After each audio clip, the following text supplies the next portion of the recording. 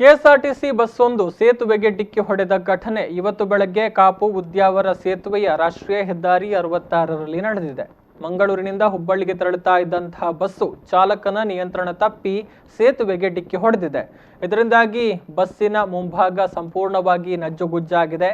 ಘಟನೆಯಲ್ಲಿ ಕೆಲವು ಪ್ರಯಾಣಿಕರು ಸಣ್ಣ ಪುಟ್ಟ ಗಾಯಗೊಂಡಿದ್ದಾರೆ ಎನ್ನುವಂತಹ ಮಾಹಿತಿಗಳು ಕೂಡ ಲಭಿಸ್ತಾ ಇದೆ.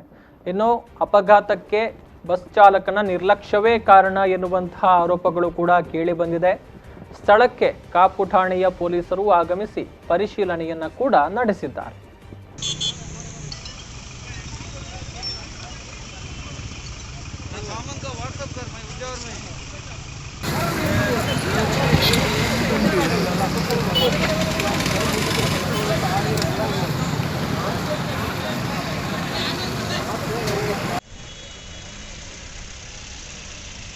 ಮಂಗಳೂರಿನಿಂದ ಹುಬ್ಬಳ್ಳಿಗೆ ಹೋಗ್ತಾ ಇದ್ದಂತಹ ಬಸ್ಸು ಸೇತುವೆಗೆ ಡಿಕ್ಕಿ ಹೊಡೆದಿರುವಂಥದ್ದು ನಾವು ದೃಶ್ಯಗಳಲ್ಲಿ ಕೂಡ ಗಮನಿಸಬಹುದು. ಅಲ್ಲಿ ಕಾರ್ಮಿಕರು ಕೂಡ ಇದ್ರು, ಎಲ್ಲರೂ ಕೂಡ ಬಸ್ಸಿನಿಂದ ಇಳಿದು ಅವರಿಗೆ ಪರ್ಯಾಯ ವ್ಯವಸ್ಥೆಯನ್ನ ಮಾಡಲಾಗಿರುವಂಥದ್ದು. ಬಸ್ಸು ಡಿಕ್ಕಿ ಹೊಡೆದಂತಹ ಪರಿಣಾಮ ಸಂಪೂರ್ಣವಾಗಿ ಬಸ್ಸಿನ ಮುಂಭಾಗ ನಜ್ಜುಗುಜ್ಜು ಆಗಿರುವಂತಹ ವಿಚಾರವನ್ನ ಕೂಡ ನಾವು ಗಮನಿಸಬಹುದು. ಇನ್ನು ಸ್ಥಳೀಯರು ಅಥವಾ ಪ್ರತ್ಯಕ್ಷದರ್ಶಿಗಳು ಹೇಳುವಂತಹ ಪ್ರಕಾರ ಘಟನೆಗೆ ಬಸ್ ಚಾಲಕನ ನಿರ್ಲಕ್ಷ್ಯವೇ ಕಾರಣ ಎನ್ನುವಂತಹ ಆರೋಪಗಳು ಕೇಳಿ ಬರ್ತಾ ಇದೆ.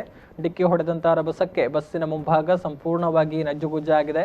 ಘಟನೆಯಿಂದಾಗಿ ಕೆಲ ಕಾಲ ದಾರಿಯಲ್ಲಿ ಸಂಚಾರ ವ್ಯವಸ್ಥೆ ಅಸ್ತವ್ಯಸ್ತಗೊಂಡಿತ್ತು. ಬಳಿಕ ಕಾಪು ಠಾಣೆಯ ಪೊಲೀಸರು ಸ್ಥಳಕ್ಕೆ ಆಗಮಿಸಿ ಸಂಚಾರವನ್ನ ಸುಗಮಗೊಳಿಸುವಂತ ನಿಟ್ಟಿನಲ್ಲಿ ಪ್ರಯತ್ನವನ್ನ ಮಾಡಿದ್ರು. ಇನ್ನು ಕೆಲವೊಂದು ಪ್ರಯಾಣಿಕರು ಸಣ್ಣ ಪುಟ್ಟ ಗಾಯಗೊಂಡಿದ್ದಾರೆ. ಅವರನ್ನ ಸಮೀಪದ ಆಸ್ಪತ್ರೆಗಳಿಗೆ ದಾಖಲು ಮಾಡಿ ಅವರಿಗೆ ಚಿಕಿತ್ಸೆಯನ್ನು ಕೊಡಿಸುವಂತಹ ಕೆಲಸಗಳು ಕೂಡ ಆಗಿದೆ. ಹೆಚ್ಚಿನ ಪ್ರಮಾಣದಲ್ಲಿ ಹಾನಿ ಏನು ಆಗಿಲ್ಲ ಎನ್ನುವಂತಹ ವಿಚಾರಗಳು ಕೂಡ ತಿಳಿದು ಬರ್ತಾ ಇದೆ.